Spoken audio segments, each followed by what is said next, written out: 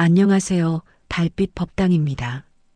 불교의 수많은 보살 가운데 가장 늦게 부처가 되기를 선택한 존재가 있습니다. 바로 지장보살입니다.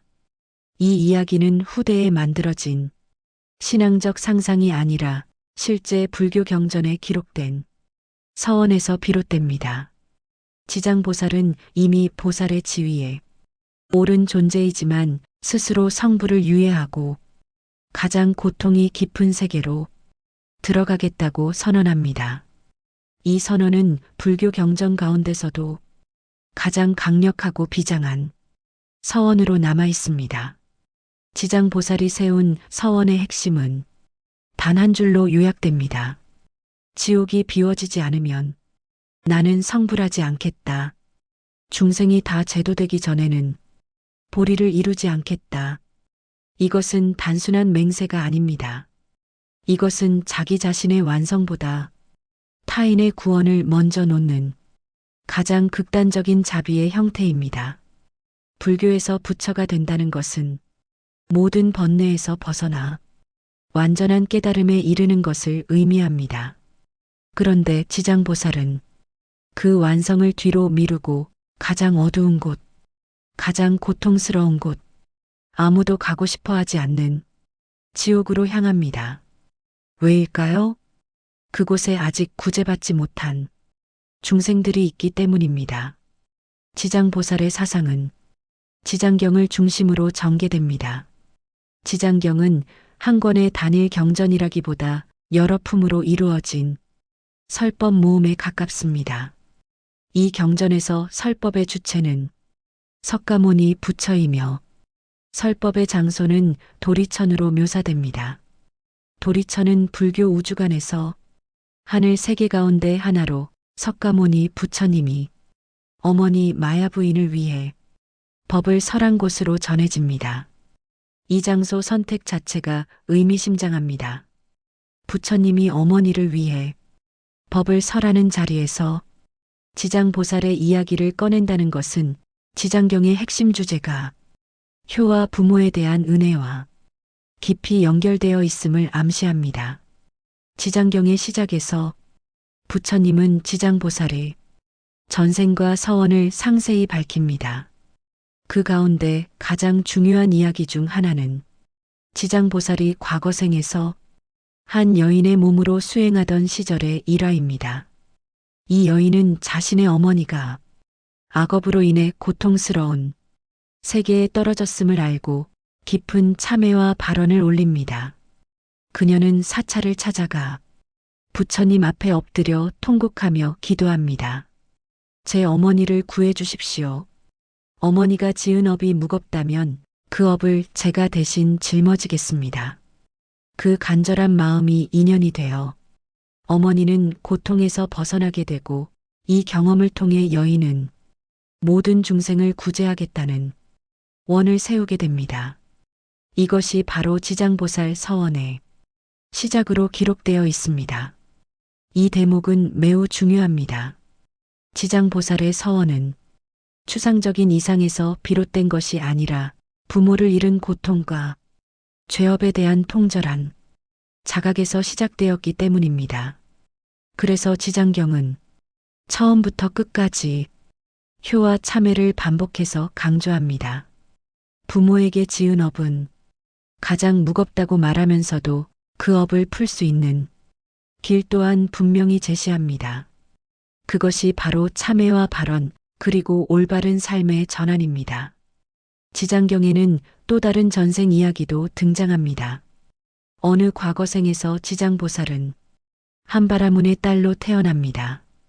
그녀의 어머니는 삼보를 믿지 않고 살생을 즐기며 악업을 짓는 사람이었습니다. 딸은 어머니가 죽은 후 반드시 지옥에 떨어질 것을 알고 두려워합니다. 그래서 재산을 팔아 부처님께 공양을 올리고 어머니를 위해 간절히 기도합니다. 그러자 부처님이 나타나 말씀하십니다. 내 어머니는 이미 지옥에서 벗어나 천상에 태어났다. 내 효심이 그를 구했느니라. 이 이야기를 통해 여인은 깊은 깨달음을 얻습니다. 나의 어머니뿐 아니라 모든 중생의 어머니, 모든 중생의 부모가 이런 고통 속에 있다면 나는 그들 모두를 구하겠다. 이렇게 서원을 세운 존재가 바로 지장보살입니다. 여기서 우리는 지장보살 신앙의 독특함을 발견하게 됩니다. 관세음보살이 중생의 고통 소리를 듣고 구제하는 존재라면 지장보살은 이미 떨어진 이후 가장 어두운 곳에서 중생을 끌어올리는 존재입니다. 관음보살이 자비의 손길이라면 지장보살은 절망의 바닥을 밝히는 빛입니다. 지장경의 중심 사상은 업의 인과입니다. 이 경전은 업을 단순히 전생의 문제로만 설명하지 않습니다. 현재의 말과 행동, 마음가짐 하나하나가 곧바로 미래의 과보로 이어진다고 설합니다. 특히 살생, 거짓말, 탐욕, 분노, 어리석음에 대한 경고는 매우 구체적입니다. 지장경은 지옥의 종류를 아주 상세하게 묘사합니다. 파멸지옥, 파란지옥, 그리고 그 안에서 벌어지는 수많은 고통의 형태들, 불에 타고 얼음에 얼고 칼에 베이고 가마솥에 끓는 장면들이 마치 공포 영화처럼 펼쳐집니다. 그런데 이 묘사들을 단순히 무서운 이야기로만 읽어서는 안 됩니다. 지옥에 떨어지는 존재들의 모습은 단순한 형벌 묘사가 아니라 업이 어떻게 스스로를 묶는지를 보여주는 비유로 읽을 수 있습니다. 불에 타는 고통은 분노의 마음이 자신을 태우는 모습이고, 얼음에 얼어붙는 고통은 냉담함과 무관심이 마음을 얼리는 모습입니다. 칼에 베이는 고통은 말로 남을 상처 입힌 업이 결국 자신에게 돌아오는 것이며, 끓는 가마솥은 탐욕의 끓어오름이 결국 자기 자신을 삶아버리는 형상입니다. 그래서 지옥은 저 먼 곳의 형벌이 아니라 지금 이 마음속의 상태로도 읽힙니다. 분노로 타오르고 탐욕으로 끓어오르고 미움으로 얼어붙은 마음, 그것이 바로 지옥입니다. 그러나 지장경의 핵심은 공포가 아닙니다. 오히려 희망입니다. 아무리 무거운 업이라도 지장보살의 서원 앞에서는 완전히 버려진 중생이 없다고 분명히 말합니다. 지장경에서는 지장보살이 지옥 세계를 오가며 중생에게 직접 법문을 설하는 장면이 여러 차례 등장합니다. 가장 인상적인 장면 중 하나는 지장보살이 지옥의 옥졸들에게 중생을 함부로 대하지 말라고 타이르는 대목입니다. 이들은 비록 악업으로 이곳에 떨어졌지만 여전히 부처의 성품을 지닌 존재들이다. 그들에게 법을 전하고 회개할 기회를 주어라. 이 장면은 상징적이지만 하나의 메시지는 분명합니다. 고통의 한가운데에서도 법은 전해진다는 것입니다. 절망의 끝에서도 희망의 씨앗은 남아있다는 것입니다. 지장보살이 들고 있는 석장, 즉 지팡이는 경전에서도 그 의미가 분명히 설명됩니다. 석장은 지옥문의 자물쇠를 여는 도구이자 잠든 중생을 깨우는 소리의 상징입니다. 석장을 흔들면 땡그랑 소리가 나는데 그 소리가 지옥의 문을 열고 중생의 귀를 깨운다고 합니다. 여의주는 어둠을 밝히는 지혜를 뜻합니다. 지옥은 빛이 없는 곳, 진리가 보이지 않는 곳입니다. 그곳을 밝히는 것이 바로 지장보살이 든 여의주의 빛입니다. 이 두 가지는 지장보살이 단순히 위로만 하는 존재가 아니라 실제로 중생을 깨우고 이끌어 나가는 역할을 맡고 있음을 보여줍니다. 지장경에서는 죽음 이후의 세계에 대한 설명도 매우 중요하게 다루어집니다. 사람이 죽은 뒤 곧바로 다음 생으로 태어나는 것이 아니라 일정한 기간 동안 중음 상태를 거친다고 설명합니다. 중음이란 죽음과 다음 생 사이의 중간 상태를 말합니다. 이 시기는 보통 49일로 계산되며 이 기간 동안 망자의 의식은 매우 불안정한 상태에 놓입니다. 지장경은 이 시기에 유족의 기도와 공덕 회양이 큰 영향을 미친다고 하며 이 때문에 49제라는 의식이 불교 문화 속에 자리 잡게 됩니다. 지장보살은 바로 이 중음의 시간 동안 중생을 인도하는 존재로 등장합니다. 망자가 길을 잃고 헤맬 때 지장보살이 나타나 바른 길을 가리키고 두려움을 달래주며 다음 생으로 안전하게 건너가도록 돕습니다. 한국 불교에서 지장보살 신앙이 특히 깊게 자리 잡은 이유도 여기에 있습니다. 지장보살은 사후세계의 재판관이 아니라 그 길을 밝히는 안내자입니다. 죄를 단죄하기보다 다시 일어날 기회를 주는 존재로 이해되어 왔습니다. 그래서 사찰의 명부전에는 지장보살상이 모셔지고 삶과 죽음의 경계에서 중생을 지켜보는 보살로 신앙됩니다. 명부전에 가면 지장보살 좌우로 시왕, 즉 10명의 왕이 배치되어 있는 것을 볼 수 있습니다. 이들은 망자의 생전 행적을 심판하는 존재들입니다. 그런데 흥미로운 점은 이 시왕들조차 지장보살의 지도를 받는다는 설정입니다. 지장보살은 심판자 위에 서서 자비의 눈으로 모든 것을 바라보며 최종적으로는 모든 중생이 구제받을 수 있도록 길을 열어줍니다. 지장경의 후반부로 갈수록 부처님은 지장보살의 서원을 모든 중생에게 부탁합니다.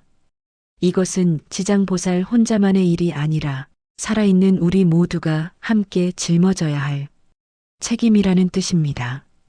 부모를 공경하고 타인의 고통을 외면하지 않으며 작은 악이라도 짓지 않으려는 마음이 곧 지장보살의 실천이라고 설합니다. 이 지점에서 지장경은 종교 경전을 넘어 삶의 윤리서가 됩니다. 깨달음을 말하기 전에 먼저 사람답게 사는 법을 말합니다. 위대한 수행을 하기 전에 지금 곁에 있는 사람을 아프게 하지 말라고 말합니다. 이것이 지장경이 수천 년 동안 읽혀온 이유입니다. 지장경은 또한 작은 선과 작은 악의 중요성을 강조합니다. 작은 악이라도 짓지 말라. 작은 선이라도 행하라.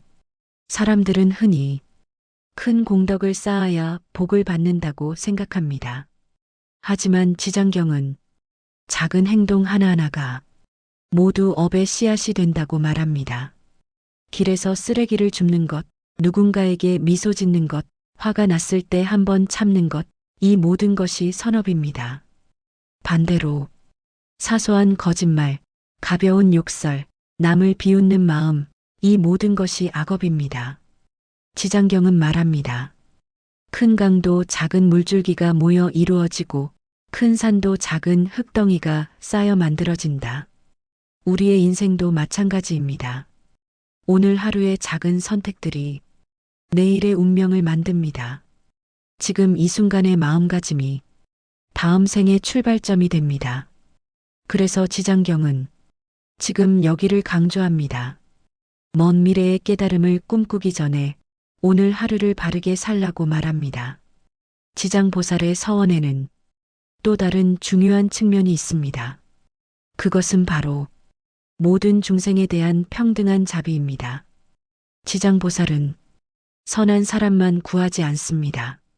악업을 지은 사람, 잘못을 저지른 사람, 심지어 자기 자신조차 포기한 사람까지 모두 구하려 합니다. 이것이 바로 지옥이 비지 않으면 성불하지 않겠다는 서원의 진정한 의미입니다. 지옥에 떨어진 존재는 누구입니까? 바로 가장 무거운 업을 진 자들, 가장 많은 잘못을 저지른 자들, 스스로 구원받을 자격이 없다고 여기는 자들입니다. 지장보살은 그들을 버리지 않습니다. 오히려 그들이 있는 곳으로 스스로 걸어 들어갑니다. 이것이 진정한 자비입니다. 조건 없는 사랑입니다. 내가 착하면 구해주고 내가 나쁘면 버리겠다는 거래가 아닙니다. 내가 어떤 존재든 어떤 잘못을 저질렀든 나는 너를 포기하지 않겠다는 무조건적인 서원입니다. 지장경을 읽다 보면 이런 구절을 만나게 됩니다. 지장보살의 명호를 한 번이라도 들으면 1000번의 죄업도 소멸된다. 이 말은 단순히 이름을 외우기만 하면 마법처럼 죄가 사라진다는 뜻이 아닙니다. 지장보살의 이름을 부른다는 것은 그 서원을 기억한다는 것이고 그 자비를 믿는다는 것이며 그 가르침대로 살겠다는 마음의 전환을 의미합니다. 이름을 부르는 순간 우리는 이미 변화의 첫걸음을 내디딘 것입니다. 지장보살 신앙은 동아시아 불교 문화 전반에 깊은 영향을 미쳤습니다. 특히 한국, 중국, 일본에서 지장보살은 일상생활 속 가장 가까운 보살로 자리 잡았습니다.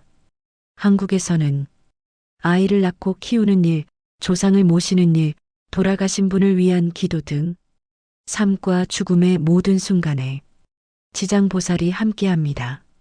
길가의 작은 석불, 산속의 지장전, 마을 입구의 돌부처 등 우리 격 가까이에서 지장보살은 중생을 지켜봅니다.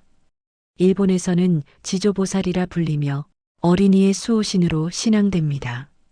요절한 아이들의 영혼을 지장보살이 돌본다고 믿어 일본 곳곳에 어린이 모양의 지조보살상이 세워져 있습니다. 중국에서는 구화산이 지장보살의 성지로 여겨지며 수많은 순례자들이 찾습니다.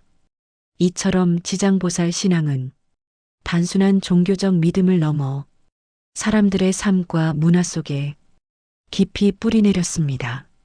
지장보살은 가장 늦게 부처가 되겠다고 서원한 보살입니다. 그러나 그 늦음은 뒤처짐이 아니라 끝까지 함께 가겠다는 선택입니다. 지장경은 말합니다. 지금 이 순간에도 고통 속에 있는 존재가 있다면 지장보살의 서원은 아직 끝나지 않았다고, 그리고 그 서원은 경전 속 이야기로만 머무는 것이 아니라 우리의 마음과 행동 속에서 이어져야 한다고, 우리는 모두 작은 지장보살이 될 수 있습니다. 누군가의 고통을 외면하지 않을 때, 작은 선행을 실천할 때, 분노를 참고 자비를 선택할 때, 우리는 이미 지장보살의 길을 걷고 있는 것입니다. 그래서 지장보살은 묻습니다. 당신은 지금 누구의 고통을 외면하고 있는가? 당신은 지금 어떤 작은 악을 가볍게 여기고 있는가? 그리고 그 외면과 가벼움이 곧 어떤 업이 되고 있는가? 지장경의 가르침은 조용하지만 분명합니다. 지옥 같은 삶을 살고 있다면 그것은 아직 끝이 아니라 변화의 출발점이라고, 가장 어두운 곳에서 시작된 서원이 결국 모든 중생을 비추는 빛이 된다고, 지장보살의 석장 소리는 지금도 울리고 있습니다. 깨어나라고, 일어서라고, 아직 늦지 않았다고. 그 소리가 들리십니까? 그 빛이 보이십니까? 지금 여기 당신이 있는 그곳에서 지장보살의 서원은 계속되고 있습니다.